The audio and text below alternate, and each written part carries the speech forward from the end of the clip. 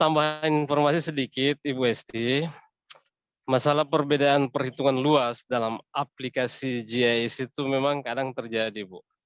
Kenapa sampai itu bisa terjadi? Karena mungkin perbedaan penggunaan sistem koordinat. Jadi dalam ilmu GIS itu, aplikasi GIS itu ada beberapa sistem koordinat. Pada saat misal operator yang satu misal menggunakan sistem UTM, kemudian dilakukan pengecekan oleh instansi lain misal menggunakan sistem koordinat Mercator atau transverse Mercator, ini pasti akan terjadi perbedaan luas. Hanya saja kalau misal perbedaan itu timbul karena perbedaan penggunaan sistem koordinat, ini luasannya tidak terlalu jauh selisihnya. Paling di kisaran puluhan, tidak sampai ratusan lah.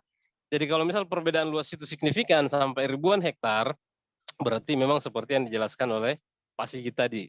Jadi ini juga ada yang perlu kita pahami bahwa tingkat akurasi dari aplikasi GIS ini memang dari tahun ke tahun memang semakin banyak yang berinovasi untuk melakukan pembenahan. Contoh misal kalau untuk aplikasi pengambilan titik koordinat di lapangan, sampai hari ini kemampuan saya untuk aplikasi ponsel itu akurasinya itu maksimal sampai 3 meter biasnya. Dan itu sudah termasuk hebat, artinya saya harus berdiri sampai kadang 15-30 menit baru mencapai titik akurasi seperti itu. Kalau dilakukan misal dengan ogah-ogahan atau sambil terus bergerak, paling maksimal itu 7-10 meter, ini kan bias. Nah, dalam penetapan luas, hal-hal seperti inilah yang kadang menimbulkan perbedaan. Jadi seperti tadi saya sebutkan bahwa kalau memang tidak terlalu signifikan perbedaan luasnya, bisa jadi itu terjadi pada saat proses olah data menggunakan sistem koordinat yang berbeda.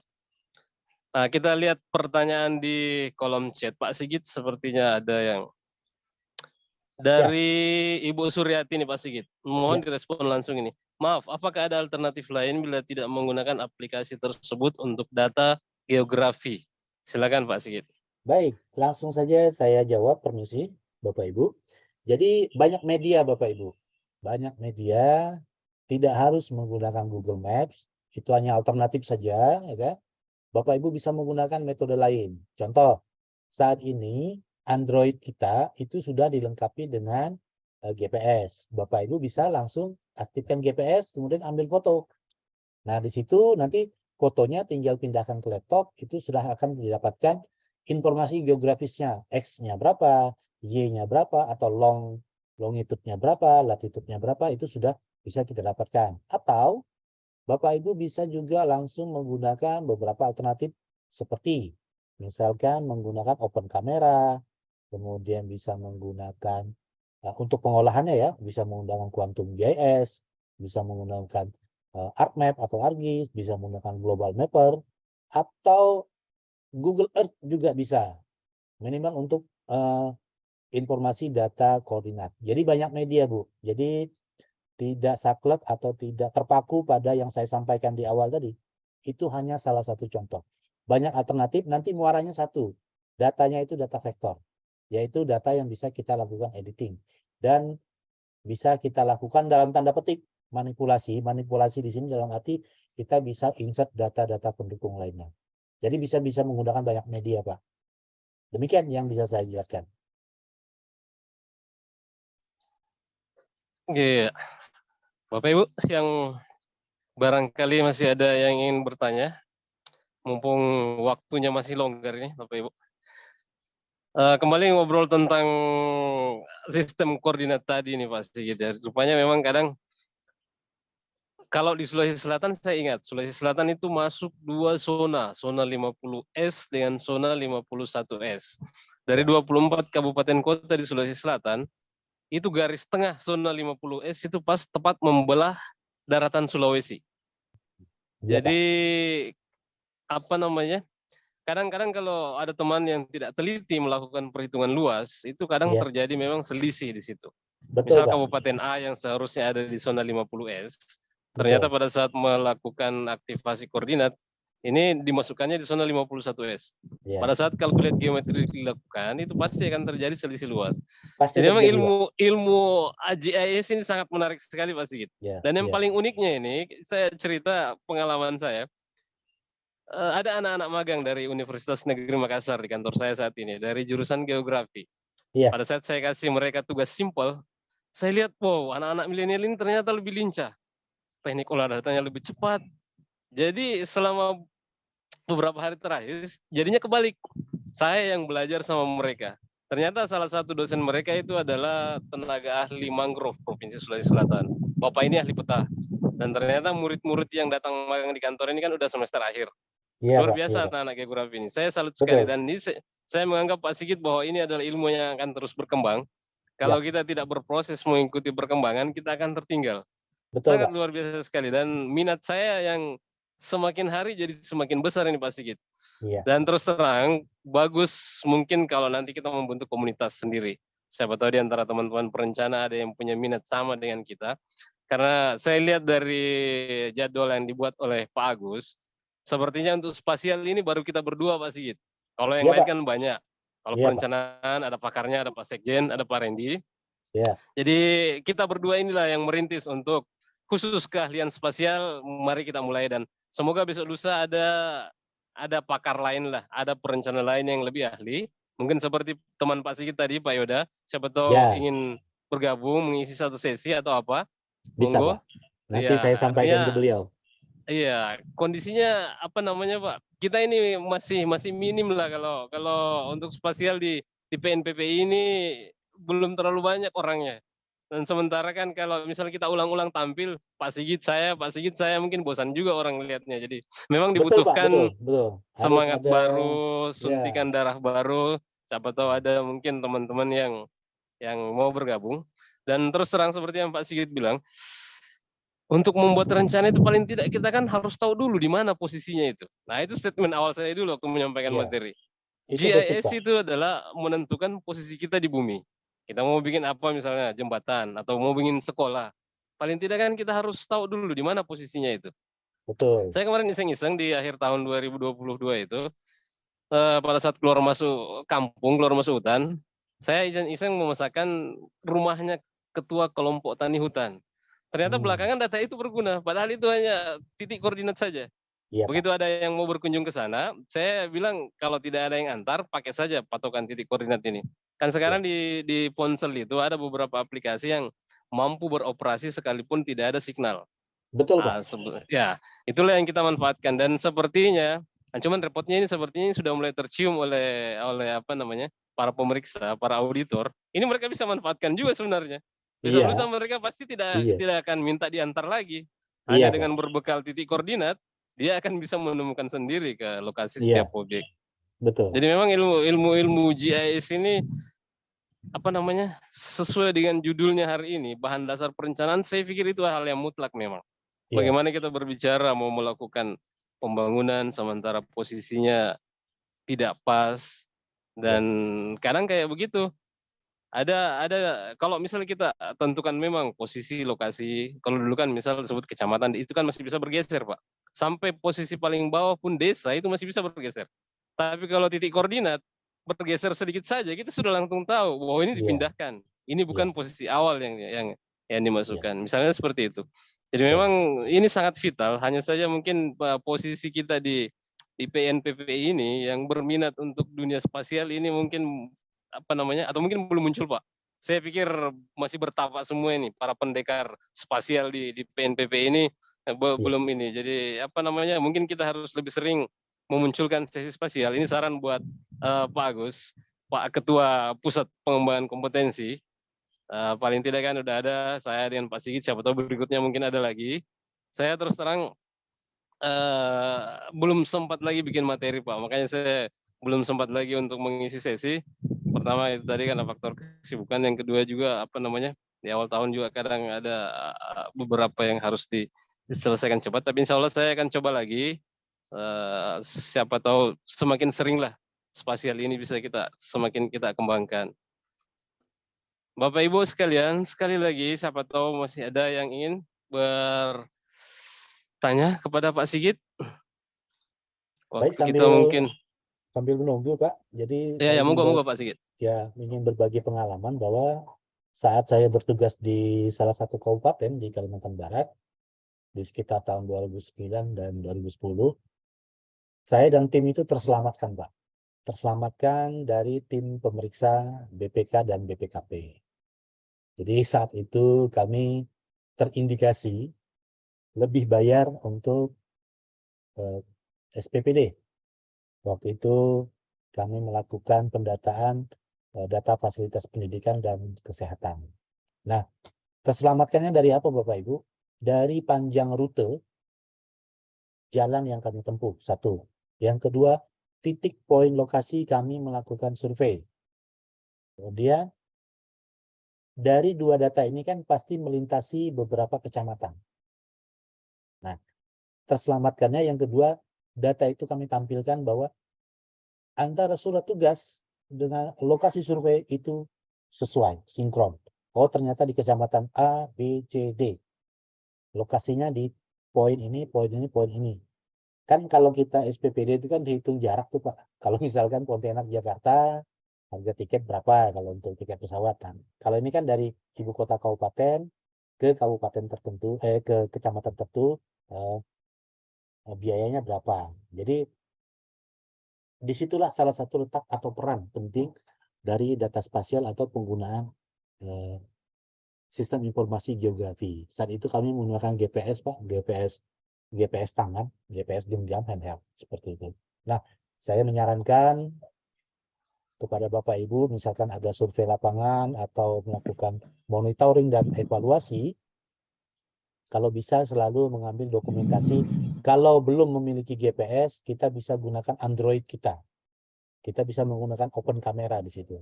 Artinya di situ sudah ada foto kita, sudah ada lokasi kita, sudah ada koordinat kita. Artinya kita benar-benar melakukan kegiatan monitoring dan evaluasi di site atau lokasi tersebut. Sehingga kalau kita diperiksa oleh BPK atau BPKP atau inspektorat, bukti itu akan sangat membantu kita. Demikian Bapak Ibu, semoga sharing pengalaman ini bisa bermanfaat. Menarik sekali nih Pak. Saya ingat dulu waktu saya masih CPNS di Kanwil Kehutanan Sulsel dulu, GPS itu harganya mahal-mahal Pak, terus besar-besar. Hari ini dengan Android, GPS itu bisa dengan mudah dan itu berbagai aplikasi yang ada di sangat mudah hari ini. Artinya jangankan sekedar untuk ambil titik koordinat, proses awal pemetaan pun bisa kita lakukan dengan menggunakan aplikasi. Saya sehari-hari biasa menggunakan LocusGIS. LocusGIS itu sudah bisa memproses awal peta sampai menjadi save file SAP. Kemudian Betul, Pak. nanti kita bisa buka di laptop. Betul, betul. Uh, Nah, ini tapi memang informasi ini baru terus lagi. terang Pak Sigit, ini butuh Iya, minat khusus memang, dan ya, itu butuh ketekunan. betul, Nggak semua orang mungkin apa namanya, betul, betul. uh, karena memang butuh waktu untuk belajar, Ya, kemudian tingkat kesulitan pengolahan datanya juga memang kadang lumayan. Padahal ya, sebenarnya kalau kita sudah paham, ini nggak beda kok dengan yang lain. Sama seperti aplikasi yang ada di PC, di komputer. betul, Hanya betul. saja ya memulai dasar-dasarnya itu mungkin yang penting. Jadi kalau misal diinisiasi untuk pelatihan, mungkin di situ nanti kita bisa sampaikan teknik-teknik dasarnya untuk apa pengambilan data, pengolahan data sampai kemudian layout menjadi sebuah peta. Baik Bapak Ibu, kalau memang tidak ada yang Pak Saiba, iya, monggo bagus. izin nimbrung sedikit Pak. Iya ya, silakan Pak. Ya jadi ada juga ini kebutuhan yang apa di tengah-tengah ini Pak Sigit dan Pak Saiba. Jadi di satu sisi kan kita melihat mungkin ada sebagian atau ada segmen perencana atau secara umum lah ya, secara umum di lembaga pemerintah itu ASN yang tidak ngerti tools ini gitu ya, GIS ya. Nah, kita kan ibaratnya kan memperkenalkan itu gitu ya. Karena itu penting gitu. Di sisi lain ada yang memang sudah expert, sudah profesional gitu kayak Pak Sigit, mungkin Pak Saiba juga sudah sering menggunakan juga gitu. Nah, tapi kemudian ketika kita melihat teman-teman yang tidak punya basic, kemudian juga mungkin sudah nggak ada waktu gitu, itu mungkin bisa jadi ketika mempelajari GIS itu tidak sampai sebagai user yang cakap gitu ya. Tapi tetap pengetahuan tentang GIS itu perlu gitu. Artinya gini, ketika suatu saat butuh tools ini untuk membuat mapping dan sebagainya gitu. bisa kerjasama dengan orang, tapi kan tidak benar-benar buta terhadap GIS gitu, sehingga bisa apa namanya bisa ngerti gitu. Secara knowledge itu ngerti itu, walaupun nanti tidak eksekusi sendiri, tapi yang eksekusi orang lain gitu. Kita bayangkan misalkan sekarang ini kolaborasi kampus dengan pemerintah itu sangat intens banget ya melalui program Merdeka Belajar gitu. Nah, potensi itu banyak gitu di kampus. Nah, ketika misalkan ada program magang atau ada program kelas lapangan atau apapun itu atau pengabdian masyarakat gitu. Nah, kita sebagai orang di instansi itu walaupun tidak skillnya belum terbentuk, tapi kita identifikasi ada kebutuhan untuk mapping, kemudian ada tenaga untuk bisa mapping. Nah, kita bisa mensupervisi mereka, tolong bikinkan ini kan gitu. Itu juga ada ya segmen seperti itu yang saya kira ketika kita bisa tadi kan kalau saya membayangkan mungkin lebih banyak yang tidak tahu GIS ketimbang yang tahu gitu ya. Nah, ketika yang tidak tahu GIS yang lebih banyak itu kita bisa dorong untuk di tengah-tengah, setidaknya penggunaan GIS di lapangan perencanaan bangunan itu juga akan lebih banyak dengan cara berkolaborasi dengan pihak-pihak lain tadi yang lebih expert gitu. Seperti itu juga mungkin bisa menjadi catatan gitu ya. Jadi menjadi catatan Bapak Ibu semua yang ada di sini gitu, bahwa yang penting knowledge-nya dulu gitu. Walaupun nanti saya nggak sempat, kadang-kadang gini juga Pak Saiba, skill-nya ada gitu kan, tapi karena pekerjaan lain yang overload nggak sempat juga gitu. Nah, tapi kan ketika sudah menguasai basic-nya gitu, bahkan dulunya sudah expert gitu, pada akhirnya nanti kan bahkan profesor di kampus itu, kalau misalkan basic-nya pun GIS banyak, tapi ketika sudah jadi profesor nggak sempat lagi gitu, sehingga mahasiswanya yang disuruh kan itu. Nah, hal seperti itu mungkin poin seperti itu yang bisa kita tarik bahwa kita butuh GIS ini tidak hanya kita sebagai nanti yang akan menggunakannya, mempraktekannya untuk menjalankan tugas, tapi dalam rangka untuk mensupervisi kan ya, untuk mensupervisi sumber daya lain gitu yang mungkin lebih ahli, lebih tadi kalau bahasanya Pak Saiba mahasiswa lebih lincah gitu. Nah, betul Pak, kalau masih muda itu lincah banget gitu ya. Saya juga ngalami di kantor itu menggerakkan mahasiswa gitu untuk mapping, padahal saya suruh ngelakuin sendiri nggak bisa kan itu. Nah, itu Bapak Ibu bisa melihat kebutuhan GIS itu dari sudut pandang itu juga. Itu mungkin tambahan dari saya. Nah, ini ada komen-komen chatting mungkin yang juga mungkin bisa direspon. Nah, ini sebelum nanti kalau sudah jenuh nggak apa-apa kita tutup Pak Saibar sama Pak Sigit gitu, walaupun belum jamnya. Tapi saya akan meminta kalau yang daftar bukan daftar ya, link untuk presensi belum ya? Saya akan minta teman-teman SPMI untuk bagian link dulu, biar nanti untuk sertifikat. Monggo Pak Saiba, saya kembalikan. Oke. Ada pertanyaan di kolom chat ini, Pak Sigit. Pertanyaan Ibu Suryati lagi mungkin, mendeteksi bencana dari peta. Monggo Pak Sigit. Ya, baik, langsung saya jawab saja Ibu. Jadi dengan menggunakan sistem informasi geografi kita bisa mendetek Bapak Ibu kerusakan lahan, kemudian kalau di Kalimantan Barat ini rentan dengan karhutla Bapak Ibu ya, kebakaran hutan dan lahan itu sangat rentan. Nah, tapi kita memerlukan data pendukung. Data pendukungnya berupa apa? Berupa data citra satelit atau data yang sudah dipublis oleh wali data. Dalam hal ini Kementerian Lingkungan Hidup dan Kehutanan kalau untuk kerusakan lahan dan hutan biasanya seperti itu. Jadi, tapi kalau Bapak Ibu ingin mendeteksi langsung menggunakan citra satelit itu juga bisa. Dari mana kita mengetahuinya? Dari rona warna yang ditampilkan. Biasanya kalau untuk Kalimantan Barat itu, kalau terjadi kebakaran hutan atau kerusakan hutan dan lahan, itu berwarna ungu. Ungunya itu ungu udah tua begitu, karena habis lahannya dibakar. Karena di Kementerian Kehutanan dan Lingkungan Hidup sendiri itu memiliki NSPK atau SOP untuk menentukan bahwa rona warna ini rusak atau tidak, itu ada ketentuannya Bapak Ibu. Nanti untuk mungkin di pertemuan-pertemuan selanjutnya bisa nanti saya bantu jelaskan tentang peronaan warna ini. Tapi yang jelas sistem informasi geografis dapat membantu. Bahkan kami di Kalimantan Barat saat ini selain menggunakan data Sipongi untuk deteksi karhutla, kami menggunakan data alternatif lain yaitu menggunakan data MODIS Pak Saiba dan Pak Agus. dan itu dilakukan secara real time. Datanya bisa langsung kita ekspor ke SAP menggunakan Quantum GIS. Nah, di Quantum GIS itu ada plugin yang bisa mendeteksi secara real time. Yang penting internetnya bagus saja jaringannya, itu kita bisa mengetahui di mana lokasi-lokasi yang terjadi karhutla. Kalau di Kalimantan Barat, biasanya di daerah bagian selatan itu, nah itu sering terjadi karhutla, itu kita bisa deteksi langsung. Yang saya tahu saat ini, per 1 jam itu datanya diperbarui. Misalkan ada data baru lagi karena dia muncul lagi tuh Pak, spot api nanti di situ, lengkap dengan koordinatnya. Dan mohon maaf tidak bermaksud promosi, itu sudah saya videokan di video YouTube saya. Jadi Bapak Ibu bisa terapkan untuk di wilayah masing-masing. Demikian Pak, terima kasih. Satu langkah maju lagi berarti Pak Sigit ini.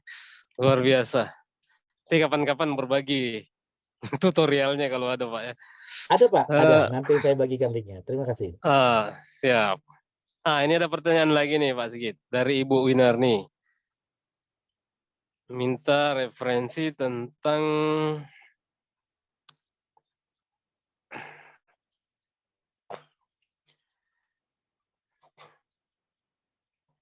bisa direspon langsung mungkin Pak Sigit. Agak lambat internet saya di sini. Baik Pak, saya respon langsung. Pertama-tama saya ulang dulu. Mohon izin Bapak Ibu sekedar referensi dari pemanfaatan GIS selain pertanahan dan ATR BPN, salah satunya di sektor pariwisata. GIS berbasis web atau web GIS melalui link www.pariwisata.jogjakota.online. Oke, jadi data ini bisa kita pakai sepanjang data-data tersebut sudah dilakukan pertama uji akurasi dan sudah divalidasi ya Bapak Ibu.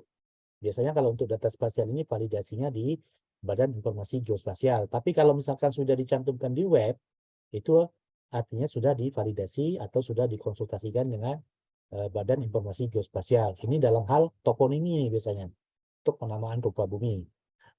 Kalaupun data-data ini ingin Ibu atau Bapak Ibu ingin dapatkan, ini kita bisa unduh datanya menggunakan software Quantum GIS tadi Bapak Ibu. Jadi REST service-nya itu bisa kita copy, kemudian di Quantum GIS itu ada namanya plugin REST service. Kita bisa paste ke situ, kemudian kita langsung klik OK saja. Nanti data-datanya itu akan bisa langsung diunduh Bapak Ibu. Nah, kalaupun untuk membangun datanya, Bapak Ibu bisa kunjungi lokasi-lokasi atau ODTW, objek daya tarik wisatanya, menggunakan open camera. Seperti itu. Jadi, datanya bisa dilakukan mandiri, melakukan pengambilan data primer, atau mengambil data yang sudah disediakan oleh pihak-pihak tertentu, misalkan BPN atau Dinas Pariwisatanya, seperti itu. Nah, kalau untuk pariwisata sendiri, kebetulan kami di Kalimantan Barat, berbagi informasi saja, itu sudah memulai untuk melakukan hal ini. Jadi beberapa ODTW kami sudah dilakukan pendataan menggunakan GPS dan sudah masuk dalam RIPDA kami Bapak Ibu ya, rencana induk pengembangan daerah pariwisata itu sudah menggunakan teknik tersebut dan juga menggunakan lampiran-lampiran peta yang sudah divalidasi oleh Badan Informasi Geospasial. Artinya kalau misalkan pemanfaatan GIS apakah bisa menggunakan yang dari ATR BPN bisa, dari pihak lain juga bisa, karena kan wali data kan tidak hanya satu.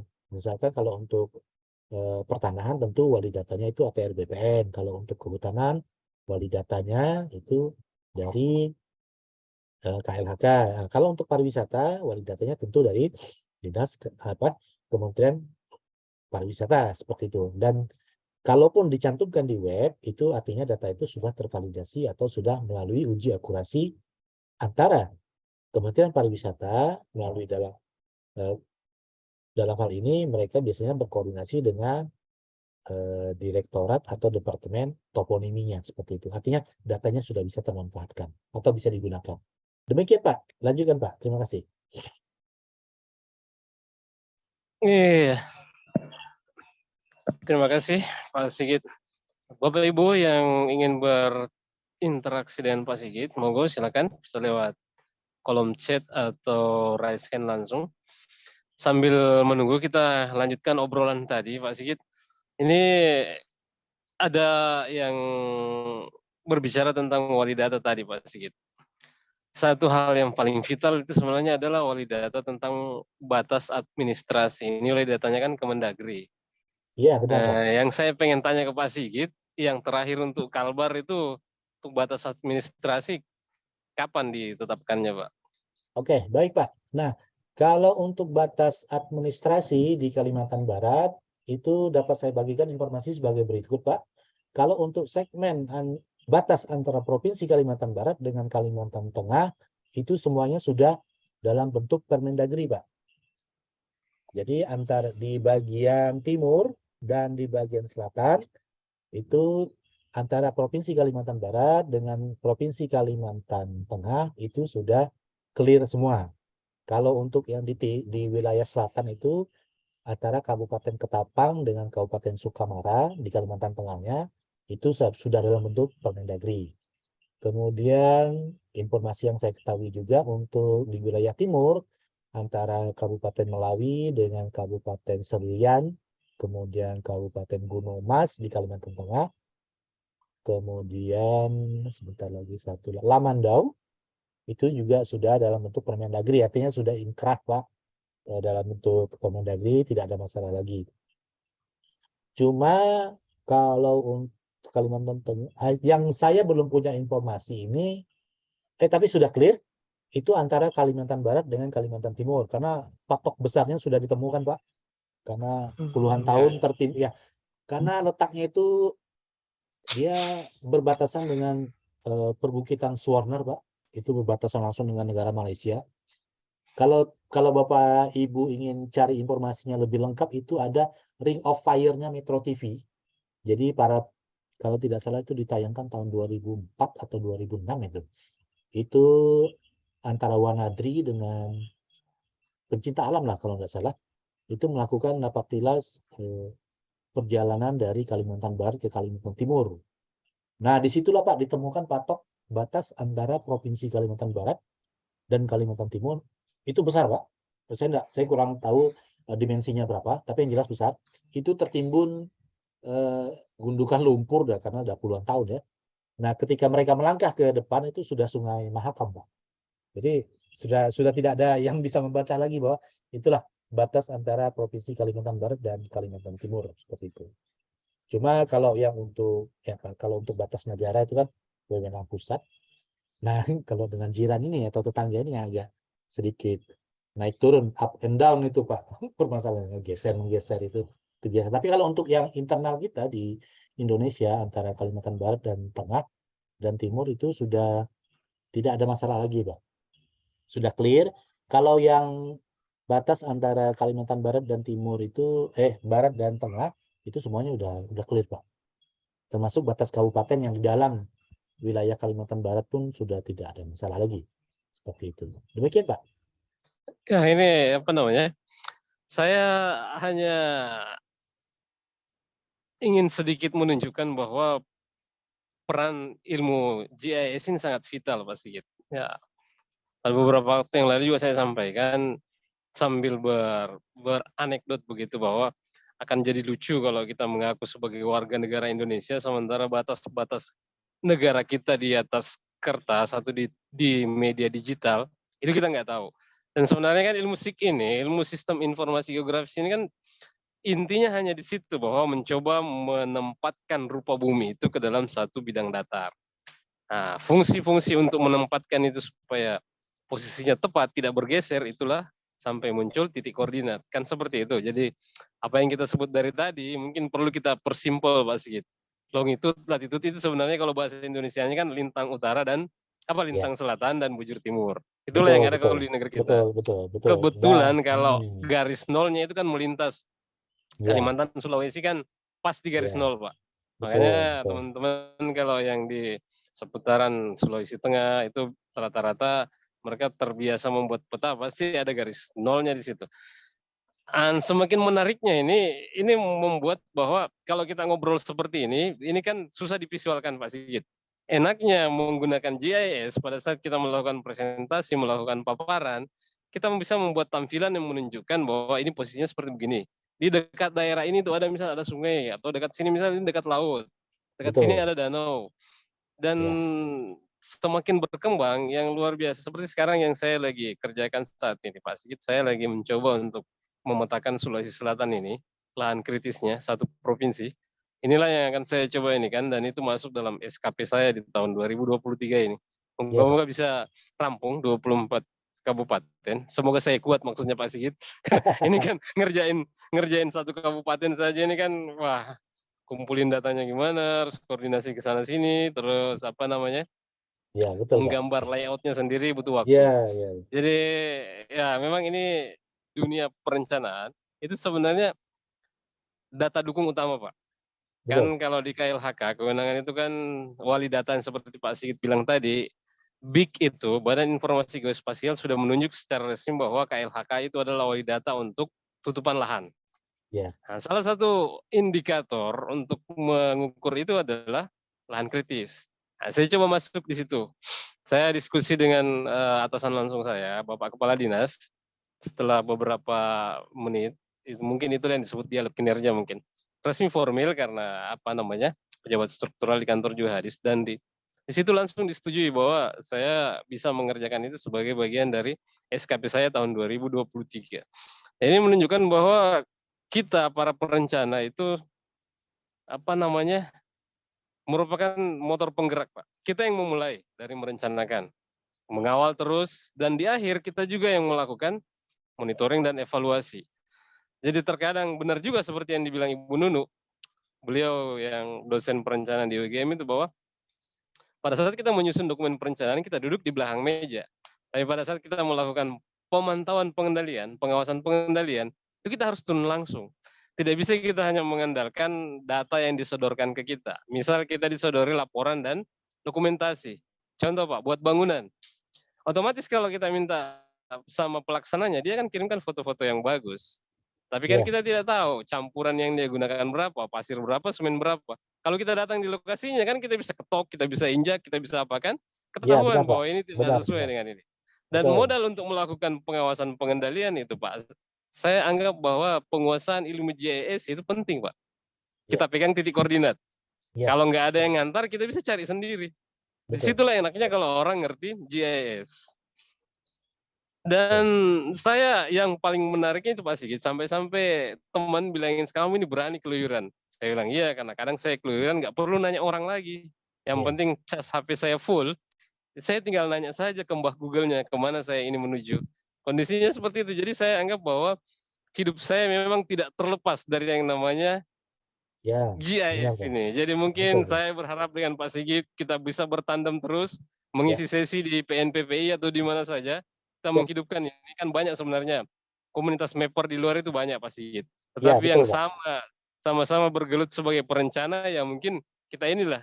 Dan Iya. kayaknya lebih asik kalau kita membentuk komunitas ini di dalam komunitas PNPPI ini. Siapa tahu ada Ya. teman-teman lain yang bersedia, mungkin kita bisa buat grup PAG untuk saling sharing.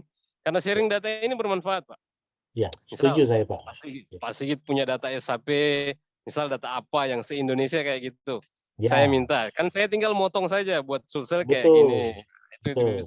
Dan terus Betul. terang kalau seperti yang tadi, Pak, yang sangat vital itu adalah batas administrasi wilayah. Banyak tempat yang belum rampung, termasuk di kami juga di antar. Ya. Itu ada beberapa Permendagri yang terbit, kadang itu belum apa namanya, belum tuntas. Satu Permendagri kadang hanya sekian titik Ya. di lapangan. Dilanjut lagi dengan misal Permendagri berikutnya kabupaten ini lagi dengan kabupaten ini. Memang ini hal yang sangat vital Pak, karena semua dasarnya kan Ya. ke situ. Iya, Dan Pak. kesulitan kami sebenarnya, ini sekedar cerita Pak, bahwa peta kehutanan itu rata-rata tidak berbasis administrasi Pak. Peta kawasan hutan itu dasarnya adalah peta kelompok hutan yang sejak masih zaman Belanda dulu diwariskan ke kita. Itulah Betul. yang sampai hari ini dijadikan Digunakan. dasar ya oleh KLHK. Dan Betul. disitulah sampai kadang kami harus banyak berkoordinasi. Setiap hal menyangkut kawasan hutan kan jelas terkait dengan masyarakat Pak. Sementara Betul, Pak. acuan di bawah itu adalah batas administrasi pemerintahan. Di Betul. kondisinya seperti itu. Ini ada Mas Alfian ini, Mas Alfian. Halo, Mas Alfian. Ini rekan perencana kita Pak Sigit sama-sama. Halo Pak Saiba. Izin Nah, Pak. monggo Mas Alfian, ada komentar sepatah dua patah kata. Masih ada banyak waktu ini. Mana Pak Agus ya? Kita kasih sesi sedikit buat Mas Oh. Alfian ini. Iya, boleh, silakan. Aduh, saya nggak ada pengalaman ini Pak soal GIS. Tapi Monggo Mas Alfian. ya, saya nggak banyak pengalaman soal GIS ya Pak Saiba. Mohon izin saya off cam dulu. Tapi beberapa waktu lalu karena tadi Pak Saiba menyinggung masalah batas-batas hutan ya, saya berbagi aja pengalaman beberapa waktu lalu pada saat penetapan batas desa itu ada fenomena yang lucu. Jadi sebuah desa itu menolak sebuah wilayah itu bukan merupakan batasnya, karena itu adalah batas lahan milik perhutani.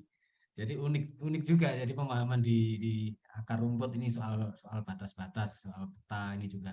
Karena mereka menganggap bahwa daerah itu bukan daerah mereka, bukan daerah desa A, karena itu milik perhutani. Dan mereka tidak pernah mendapatkan penghasilan berupa PBB dari sini. Nah, ini mungkin ke depan bisa jadi satu momen buat Pak Saiba dan Pak Sigit untuk memberikan edukasi kepada kalangan pemerintahan di akar rumput bahwa batas-batas administrasi dan batas-batas kepemilikan atau pengelolaan itu adalah dua hal yang berbeda. Mungkin itu Pak Saiba yang bisa saya sampaikan di sini. Jadi saya memang boleh dibilang asing ya kalau untuk GIS ini, walaupun dulu pernah jadi Master of Trainer juga di sesinya Pak Saiba. Ya mungkin itu Pak Saiba, terima kasih.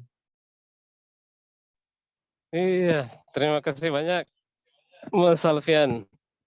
Saya masih ingat beberapa waktu lalu, udah setahun berlalu kayaknya ya Mas, sama-sama kita berpartner di acara PNPP.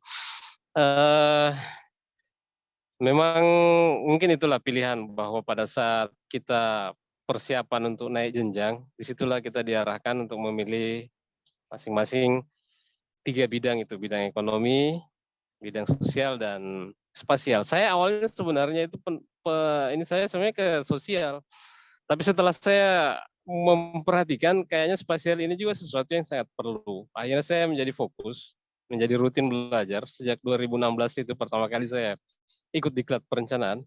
Dan ternyata belakangan saya menganggap bahwa spasial ini memang dunia yang sangat menunjang aktivitas saya sehari-hari. Memang sangat terkait bahwa saya adalah seorang pegawai kehutanan yang sehari-hari memang tugasnya berkaitan erat dengan peta-peta kawasan hutan dan segala macam peta tematik lainnya yang berkaitan dengan pelaksanaan tugas sehari-hari. Jadi sesi kita pada hari ini merupakan sesi kedua dari sesi spasial. Saya sangat bersyukur sekali ada Pak Sigit yang bersedia mengisi sesi pada pagi dan siang hari ini, dan semoga besok lusa ada lagi kawan-kawan yang lain yang bersedia berbagi sedikit ilmu dan pengetahuan. Sebetulnya saya juga cuman belum ada waktu, belum ada kesempatan, belum untuk menyiapkan materi lagi. Seperti yang dibilang Pak Agus tadi bahwa kita rata-rata ini hampir semua berada dalam kondisi yang aktivitasnya padat lah, sehingga kadang untuk mengisi sesi itu sampai tidak ada kesempatan untuk menyiapkan materi.